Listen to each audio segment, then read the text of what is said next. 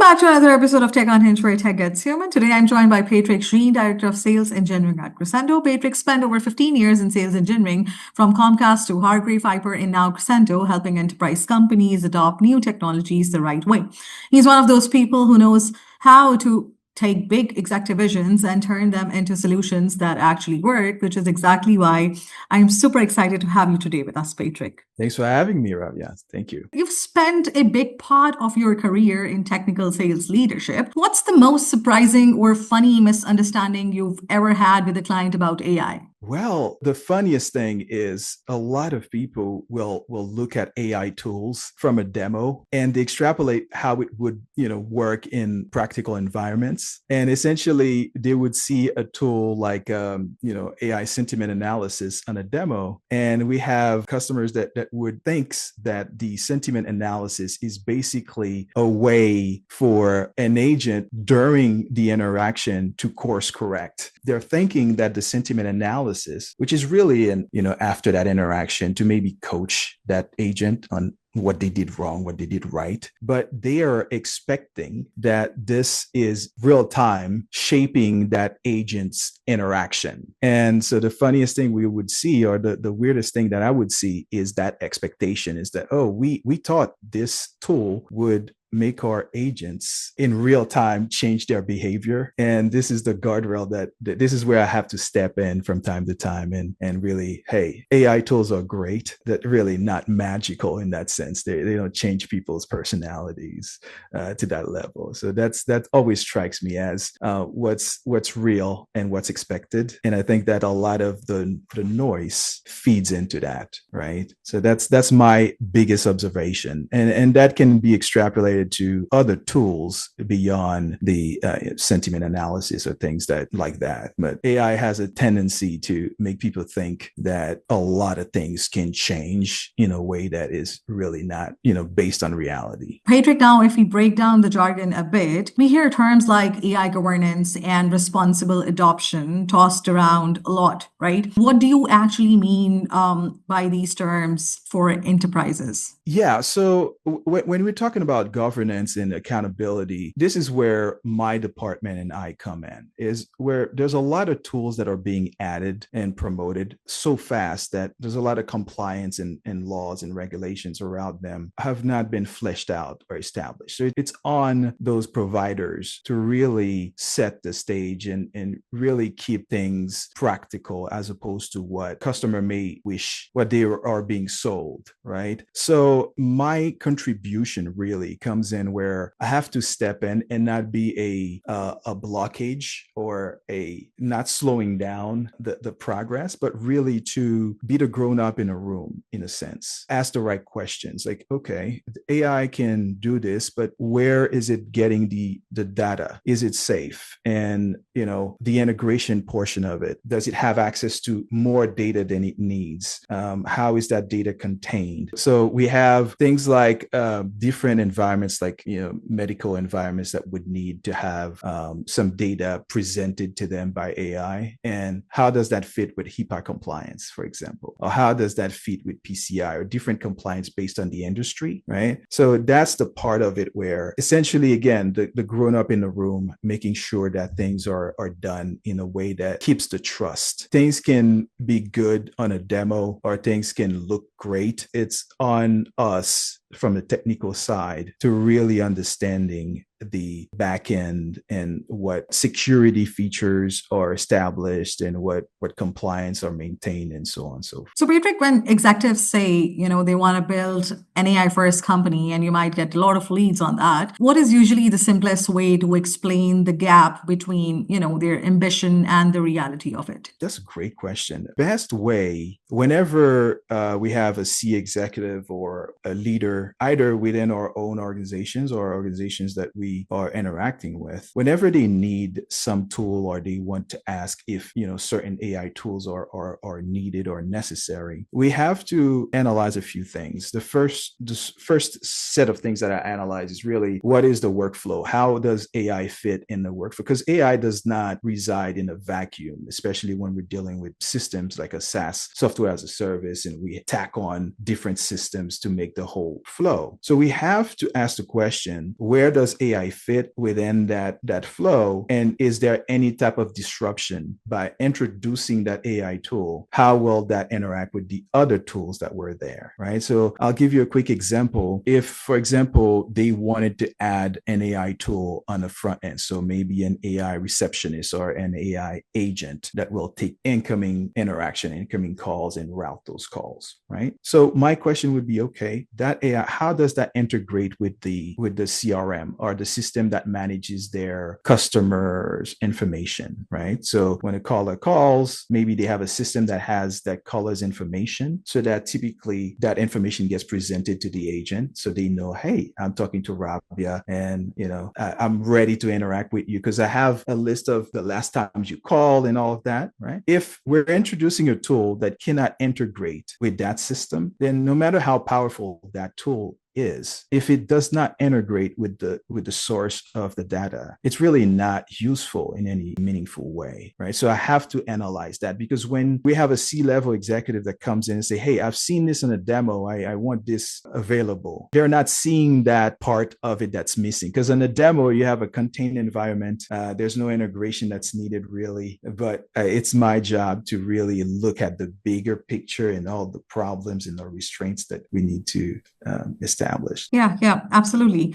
Patrick, we do see a lot in the tech landscape debates, the argument around, how the C-suite can be the biggest risk to AI adoption. So, from your perspective, how true is that? Mm-hmm. It's very true. And it varies on environment. If you have a C-suite that's made up of not necessarily technical people or people who came from a technical background, it's not necessary, but people who have the humility or the curiosity to really understand what they don't know and ask the right people. Or if you have a C-suite that will include maybe some of the dev members or some of the engineers as part of those conversations, that is the best way. But what I've seen are in a lot of different environments, not my own, but I've seen a lot in different environments where you have the C-suites, they go to conferences, they get captured by the AI boom. They're seeing other companies or their competitors investing a lot in AI, and I want this tool right now, and no matter what, I want it now. And if you're a C executive and you have those strong requirements without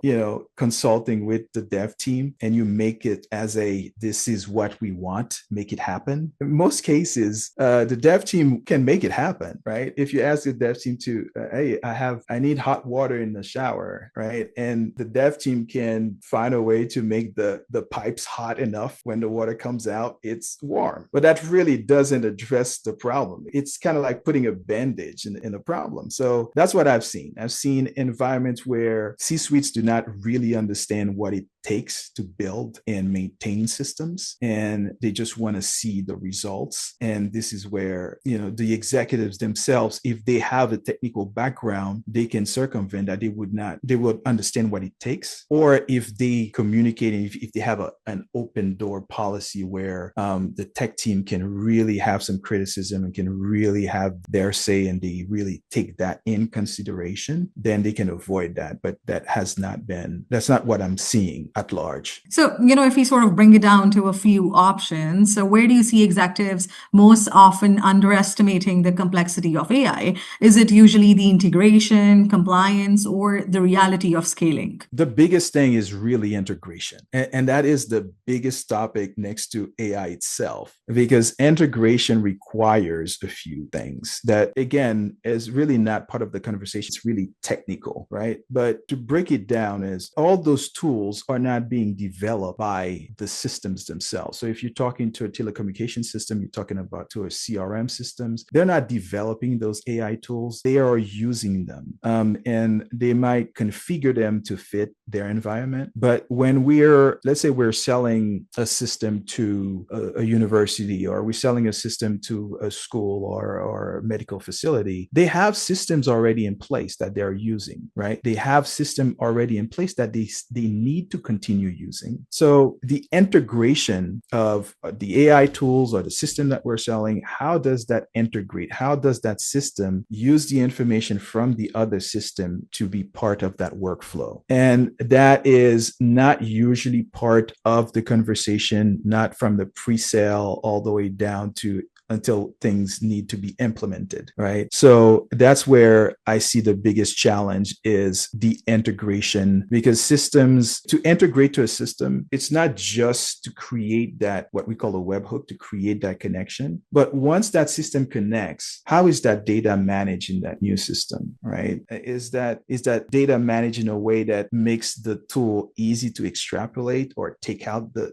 necessary data? Is that data clean? Because no matter how powerful the AI tool is, if you feed it bad information or bad data, you're going to have bad results, right? So that's the part that I see the biggest challenge. The other part is, again, what we talked about earlier, is really the guardrails on security, on compliance, and all of those things. Because I mentioned that we do have some compliance in place, but because of how fast AI tools are popping up and how quickly those things need to be implemented, that the compliances are around AI and AI safety are not there yet. They're not fine. There hasn't been enough time for those compliances to be around. So it is on company itself providing that service to make sure that, okay, we need access to some of the information. When we process that information, what type of guardrails we need to put in place, what type of gotchas we need to really be aware of. So those are the two aspects that I think people should be really focusing more on. Have you come across situations where executive enthusiasm pushed a company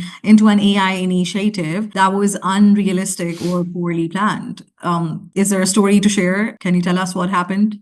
Yeah, without mentioning names, we are working right now with a major medical provider, right? And they are coming off of a system that they purchased about a year ago. And again, the system was sold, and this is based on them when we brought them on. They said they had a great demo. The system, they showed the system doing what they wanted it to do. And then they got the system integrated, they got the system implemented, and turns out that the system does not really communicate with their EHR system. This is the system where they have for medical facilities. This is a system they have where they manage their patients' information, where they match. So you can picture a lot of HIPAA, a lot of compliance around people's medical information. What ends up happening is, 6 months down the line, they find out that their process, because of the lack of integration, the process is a bit even worse than it was before. Because now the agents or the nurse or whoever's using the system now has to still rely on their old way of interacting with the patient's information and add on to the layer of, okay, now I'm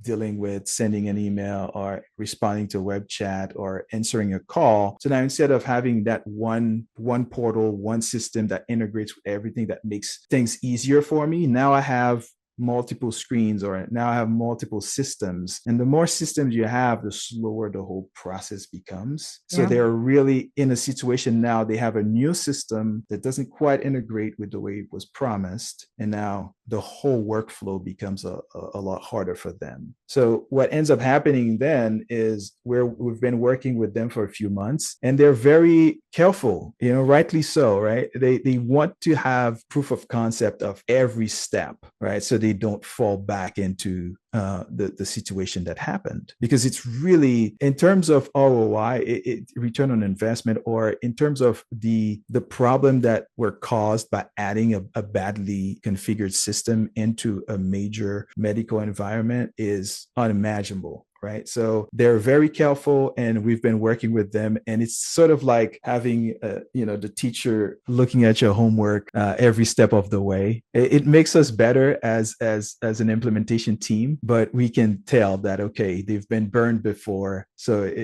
That's what happens. Now we have to show the integration. We have to show the integration in practical environments under stress. We have to show what happens when the system breaks down. How quickly can it get back up? What are the other ways of interacting with system if this is not available? So there's a lot of things that we have to do now to course correct, or to sort of like when somebody comes from a bad breakup, right? And they're meeting somebody new, they're a little bit more careful. So this is what's been happening. There are other situations like that. We're going through the same thing with our school, and that's different because they were promised a web chat that was able to do certain things, and then turns out that, again, another issue with information being pushed, integration not following through, data not being managed the right way, and all of those things.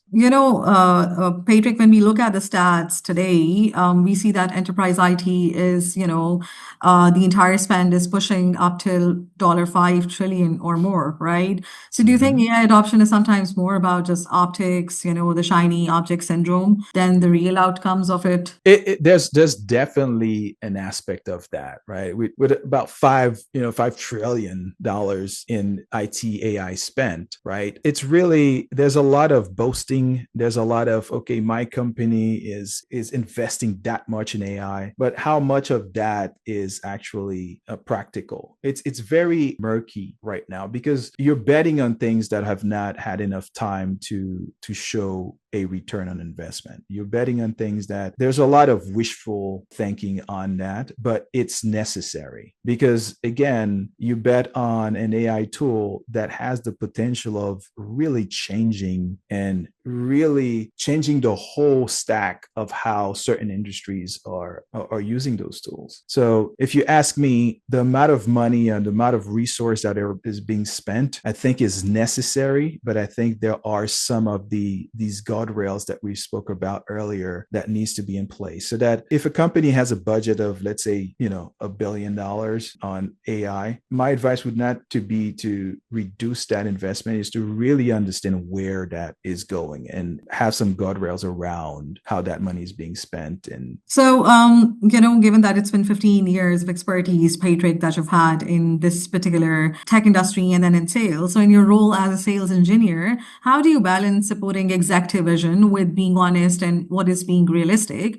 And when do you know, it's time to push back and just, being straight away honest? Great question. I have a set of questions that I ask. They're very poignant. There's a reason why I ask these questions, right? When I'm looking at what problem is the AI solving, right? Is there any other way to solve this problem without the complexities of integration and AI and so on? Is there a simpler way to solve this problem? So the question is like, are you asking for this tool because it sounds good, or because the competitor has it, or because you saw it on a demo, or is this something that can actually solve an actual problem that you have, right? And then once I have an answer to that, then I start asking, okay, how would that AI fit in the whole workflow from beginning to end, right? So I try to understand the current environment and then see where the AI would fit, as opposed to pushing an AI tool and waiting for the results and hoping that, hey, it worked, right? So when I'm in conversation with the C-suite and directors or leaders, I typically ask those questions and understanding what the answers are. If you ask a leader, walk me through your process. For a quick example, tell me what happens when I call your hospital. Who do I speak with, right? And how is my call routed? Who picks up that call? My information that gets captured, how is it captured? Is it the agent himself that has to type in or write down? Is it captured automatically? Where does that data go? And then once that data is captured, how are you keeping that data safe? What system do you use? And when you run your report, do you have a need for all that data? Or are you just capturing data just for the sake of capturing data, right? And so I go down that list, and the longer that conversation goes, or the more information we capture from the front end, the less friction we get on the back end and the more tied to reality we get, right? And if those questions are not being asked, now you're at the whim of the people selling you those tools, right? Because they want to sell those tools. Those tools need to be sold, those need to be implemented. And you worry about those issues later on, which is not the right way to go. So, when it comes to technical sales leadership, while keeping the product, legal, or business aligned to, how they are contributing or what value addition they are doing within their tech spaces. So, how do you guys handle the AI adoption at that particular stage or point? When we're looking at different departments of different groups that are involved in the process, they each have a different part of that role. So I understand, like, for example, the C-suite, they really don't need to be that technical, but they need to understand the requirements and what's possible and what's not, right? The sales engineering team needs to educate the sales reps who are promoting the systems, who are promoting the AI tools. They need to understand the practical application and the limitations of those tools. So they don't really need to understand how the sausage is made, but they need to understand what tools are currently available and what those tools can and cannot do yet, right? Because they have to, when the sales team or when you have somebody promoting a particular AI tool, they have to promote it with what's currently available, right? And if it's a tool that's not released yet, that is, coming later on, or if it's a tool that is in development, in beta development, that's not really, that has not been stress tested, they have to mention that, right? And this is the part where that our department, when we educate the sales team, we make sure that they mention those things, right? And then the implementation team, right? So now you're going from the big picture, the C-level, the executives making those, okay, we can offer this now. We want this tool, to the people selling it, the marketing, to the people implementing it. Because once you sell it, you have to implement it. You have to make it work in that environment. So that team needs to have a different set of training. So that team needs to understand what customer wants and how to relay that information to the development team who are building and configuring the system. So that's the implementation team. And then you have our devs. Those guys, as guys and girls, they need to really be very technical, because not only do they need to know different AI tools out there, they need to know the integrations between those AIs and the various systems that they need to integrate with. They need to understand the limitation and the parameters around data and data access. So different layers, you have different knowledge or different things that need to be acquired for them to be effective. So it's really important to mention that not everyone will know everything. So we have to separate what every piece of the puzzle needs to, what every department needs to learn. And this is where we come in. When I do a training, I have a specific training for, the C executives. I have a specific training for the sales team, a specific training for our implementation team, and so on. No, that makes a lot of sense. And, since Patrick, you work with a lot of international clients, how do you see regional regulations like, Europe's AI Act shaping executive decisions differently from, the US? Things will be a bit more, they will end up converging, because you can't be as siloed as you were not even a decade ago. So things are more integrated. So companies now are more and more global. There are still some regulations that are applied in different places and others, different markets and so on. This will always be the case. But when it comes to AI and how data is managed and so on, you will see a convergence of those. And we have not seen it yet. So internationally, I know that there are certain parts that are ahead, right? Certain places that are ahead. Some places are more loose with their regulations. So these are the places where you're going to see more of the problems first. It's really the places where AI is being pushed, you see AI everywhere, is usually actually where you're going to see some of the issues come to light first. There's been not a lot of regulations versus places where there's more of a slowdown in adoption, right? And they either way, you can go too far, right? If you restrict it too much, then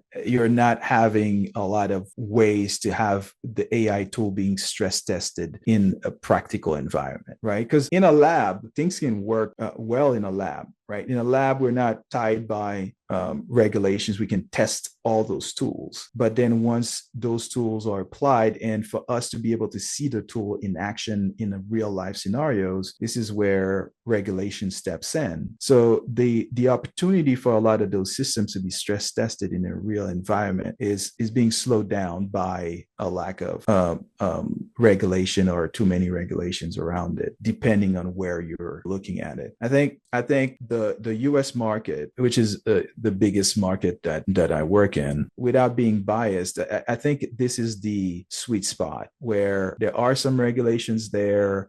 We need some better ones, obviously, but I'm looking at the European market. I'm looking at the Asian market in different places. I think that based on what I've seen, the U.S. market has the right balance, even though it's not quite where it needs to be. Yeah, yeah. So, if we talk a bit about the diversity and inclusion of AI, we see that AI and tech leadership are still often, criticized for lacking diversity. There's not a lot of room for, creativity there. So, how do you think more inclusive leadership changes, the way organizations adopt AI responsibly? That's a great observation, and I remember one of the best AI communicator that I've seen was last year at another Talaris conference. I forgot her name. She had a real good human way of promoting AI tools, and the way I've never seen somebody communicate AI that way. And then what you're seeing here, and we definitely need more of that. So what you're seeing here is you have in a tech world, which is dominated by male engineers and so on. You have those, I would say, those gatekeeping processes where to talk about AI or to promote AI, you need to be very technical, which is really not needed. And at some point, it could even be a bad thing if you're only seeing things from a technical lens, even if you're talking about something highly technical as AI. So I think there should be a place for a lot more diversity, a lot more different ways of communicating AI, and people relate to people that can talk to them in a way that the communication or the information can be relayed and I think that's what's lacking from a C level all the way down to the development teams who are actively using those tools. And from what I've seen, every time we have more integration, every time we have more women, more people of color, more people with different voices, as long as they can understand and see the big picture, I think we need more of that. Again, I've seen great communicators, and what I've captured from them is they understand the system. They're not trying to show that they're very technical, but they just want to explain in real terms, in day-to-day, how those tools can be helpful. And I agree with your assessment here. I've not seen enough diverse representation in that space. It's a continuation of the tech space. Yeah, absolutely. Another blind spot that I'd like you to talk a bit about on is the vendor lock-in versus flexibility, and that would, be more educational for our listeners as well, when they look out for, expansions. So we see that how many enterprises rush into AI vendor partnerships without thinking long term. We are operating on the short term, instincts or just want to hop onto the wagon of it. So, do you see vendor lock-in as another blind spot executives are missing? Yes, that's another big issue. There is people being locked into AI tools that are not, because AI is changing a lot fast, and sometimes it's not. You can have an AI tool that will do a function, and a newer version of that AI comes out 6 months later. It's not, in many cases, it's not as simple as removing this one and putting the new one. It's not like you're getting a new tire and just change the tire. If you have a system that is hard to integrate, and in order to have this AI tool that just released to work for your system, there's a lot of back-end patchwork that needed to happen. And now, our dev team or your dev team made it work. Okay. And then 6 months later, there's a new version of that AI tool that will do, more than what the previous version did. Okay. Now you're locked into a contract, and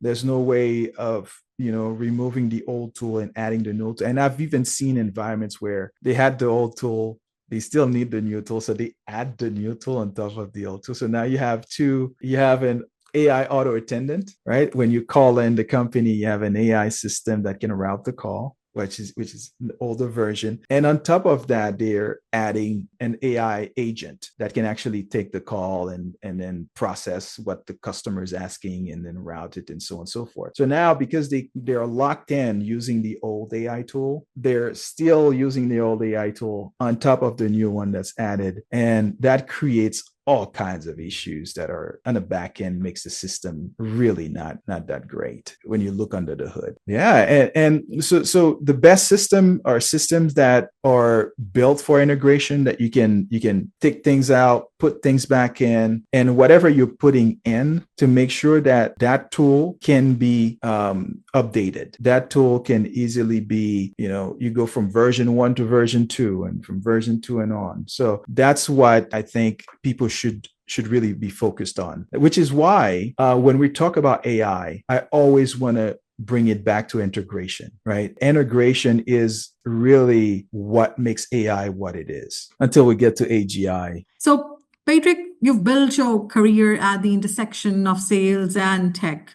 What's one leadership lesson you've learned about bridging vision with execution? Yeah, I'm in a very I wouldn't say unique place, but I was in technical sales while I was going to school for engineering. So while I was getting my technical knowledge, I was actively selling. And then those are two very different mindsets, two very different set of skills, right? That sometimes conflict with each other. So I was fortunate enough to build my sales career before I got indoctrinated into the tech world. The biggest challenge is really understanding tech, but being able to talk to people who have no desire to know tech, right? But they know they need it, right? So throughout my career, I've developed that skill where I understand it and I can geek out with the devs. And then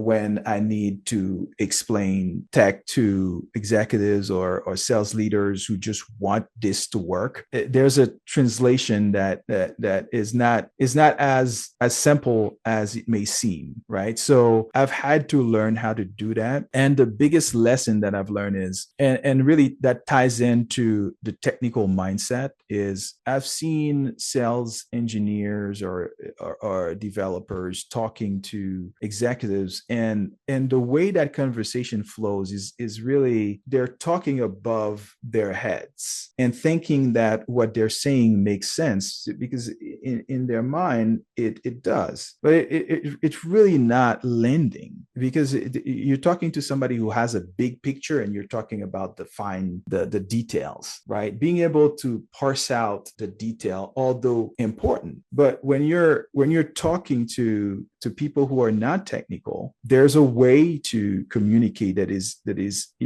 very different than how techs need to communicate with each other and so on. So I think that that's the biggest lesson that I learned. And I did not wake up one day and decide, hey, I'm going to need to learn this. It's just over the years, I've realized that, okay, I'm selling a technical product. The more I know about the product, the more opportunities I can find. But at the same time, I don't want to go in and say, and that was before the talk about AI. We were talking about systems back then. We were talking about integration was still at play. We're talking about automation. We're talking about things like, now we're talking about web chat that is powered by AI. 10 years ago, we were talking about web chats. Rules-based web chat where they mimic what we now understand as AI, but they were rules-based, right? Press this to go there. So it was like a mapping structure in a backend that simulated. I knew that when you're communicating with people who are not interested in sales, really, in tech, really, there's a way to communicate with them. Yeah, that's no, the biggest absolutely. lesson I learned. Yeah. No, I think that was, that was a great insight that you shared. But also, Patrick, extending, the conversation that you were doing earlier, fast forward 5 years, what will we look back on as the biggest mistake enterprises made with the AI adoption? 5 years, and it could be because the way AI is going, we could say 5 years now and then a year later. Our prediction as it relates to AI has always been we predicted something would happen in 10 years and it happened in 5. Every time we make a prediction as it relates to AI, things happen faster than we anticipated. So let's say 5 years from now, the mistake that a lot of organizations are making is, one, they have not done the prep work for getting their database AI ready. Two, they have not gotten their development team, their implementation team trained on how to integrate the AI tools that are coming out faster, smarter with their existing systems. Third, probably would be being locked into AI tools that were not built with integration in mind, AI tools that were just packed on top of, systems that you cannot remove. They're not listening to their to their sales engineers.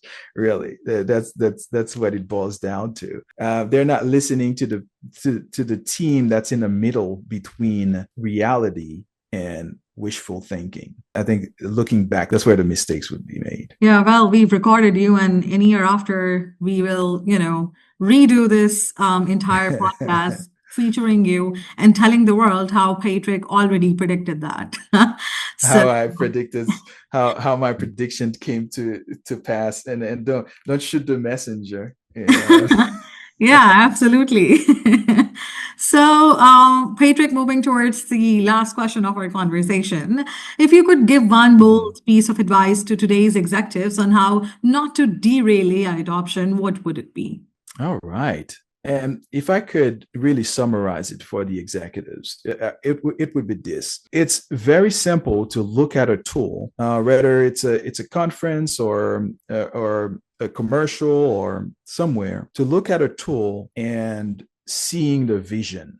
The best advice I would give to executives would be to really listen to their internal team, listen to the people who are implementing those tools. If I'm talking to executives who are selling or implementing this into their system to sell, and if I were talking to executives who are looking to acquire AI tools for their system, to really ask themselves these questions. One is, what specific problem am I trying to solve? And does this tool uniquely can solve this problem? So is there any other way for me to solve? Is this tool the best way for me to solve this problem? So that's the first part. The second part is, how does this tool fit in my current environment? Because when you acquire AI, you're not acquiring a standalone system. You're acquiring a system that will need to live within an ecosystem. So do I get that AI and then worry about my ecosystem and how it integrates later? Or do I make sure that when I get the AI, I make sure that it can integrate with the system that I value, that I need. Or best way is even before you get your AI to make sure that your system is ready for integration. Your system, your data is clean, your process is, laid out, right? What do people need to do from point A to Z? And then you bring in that AI, or you can partner with companies who are promoting and pushing AIs. You want to partner with those companies who will, point those things out to you, not just sell you the tool, but really asking, hey, let's take a look at your system right now. Let's take a look at your flow. Maybe we need to do that. Maybe we can revisit this in 6 months. In the meantime, this is what you want to do. That would be my advice to them. Well, Patrick, this has been a valuable conversation. Thank you so much for your time and insights. Thank you so much, Ravia. It's been a pleasure.